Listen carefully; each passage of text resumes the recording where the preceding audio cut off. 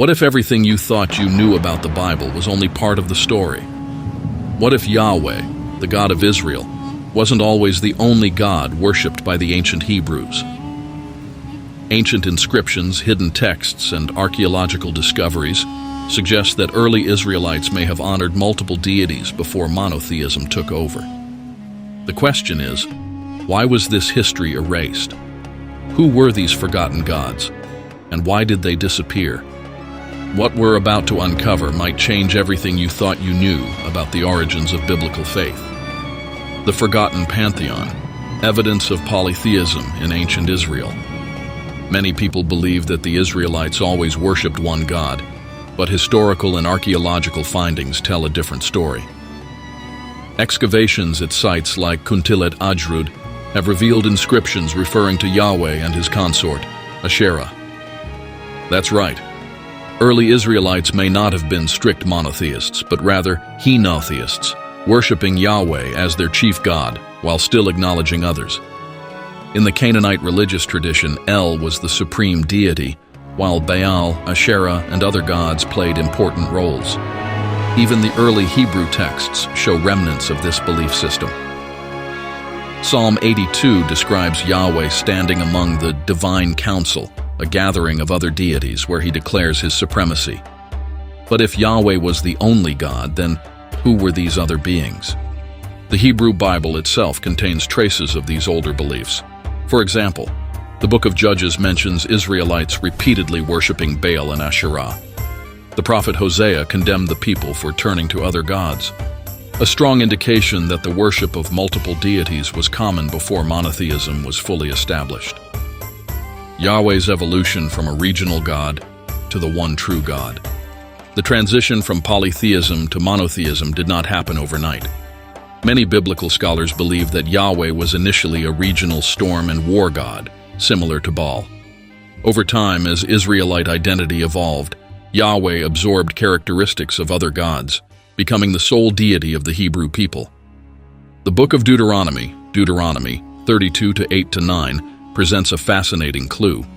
Older translations suggest that El Elyon, the Most High, divided the nations among the sons of God, and Yahweh was given Israel as his portion. This implies that Yahweh was initially one of many divine beings under a greater deity's rule. Ancient texts from Ugarit, a Canaanite city, mention a god named El, who was considered the father of the gods. Some scholars suggest that Yahweh was initially a younger deity in this pantheon, much like Baal, before his worshippers elevated him above the others. So how did Yahweh rise to become the only God? Historians believe that political and religious leaders gradually pushed for monotheism, especially after the Babylonian exile.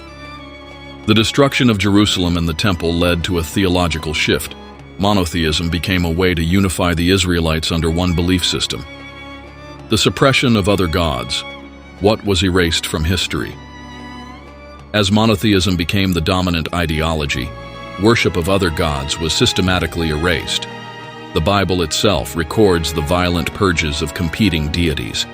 Kings like Hezekiah and Josiah carried out religious reforms to destroy altars, images, and temples dedicated to gods like Baal and Asherah. The worship of Yahweh alone was enforced, and texts were rewritten to reflect this new reality. But traces of these lost gods still remain. The book of Jeremiah condemns Israelites for making offerings to the Queen of Heaven, a title associated with Asherah or Ishtar. The book of Ezekiel mentions secret idol worship happening within the very temple of Yahweh. Could it be that the shift to monotheism was more about power and control than divine revelation? Many biblical texts were written or edited long after the events they describe. This means that earlier polytheistic traditions could have been deliberately rewritten or omitted to fit a monotheistic narrative. But archaeological discoveries, like the inscriptions at Khirbet el-Kham, still reveal a past where Yahweh was one among several deities worshipped. The Divine Council and the mystery of Psalm 82. One of the most fascinating clues about Israel's forgotten gods is found in Psalm 82, where Yahweh is depicted standing among a divine assembly of other gods. The passage describes Yahweh judging these deities and declaring their end. But if these beings were mere idols, why would Yahweh address them as real entities? Some scholars suggest that this psalm reflects an ancient worldview where Yahweh gradually overtook a divine council, asserting his supremacy. This echoes myths from Mesopotamian and Canaanite traditions, where younger gods replace older ones in cosmic struggles for dominance. Could this be evidence that Yahweh's worship evolved through theological and political shifts rather than a singular divine revelation? The impact of monotheism on history and religion. The shift from polytheism to monotheism had profound consequences not just for Israel but for the world. Monotheism became a defining characteristic of Judaism, Christianity, and Islam. But how much of this transformation was based on historical events, and how much was influenced by political necessity? Even today, scholars and theologians debate the origins of Yahweh and how his role evolved. Some argue that understanding this history is crucial to understanding the development of religious thought, while others believe these findings challenge traditional faith-based narratives. What was hidden and why? The journey from polytheism to monotheism in ancient Israel was not as simple as we've been told. The Bible contains traces of a forgotten pantheon, a time when Yahweh was one among many. As history was rewritten, these other gods faded into obscurity, their worship declared heretical. But why was this history erased? Was it an effort to unify a fractured people? Or was there something more? The idea that Yahweh was once part of a divine council challenges the traditional narrative of monotheism, raising questions that scholars are still uncovering today. What do you think? Were these other gods real? Or were they simply remnants of mythological traditions that Yahweh's worship absorbed? Let us know your thoughts in the comments below.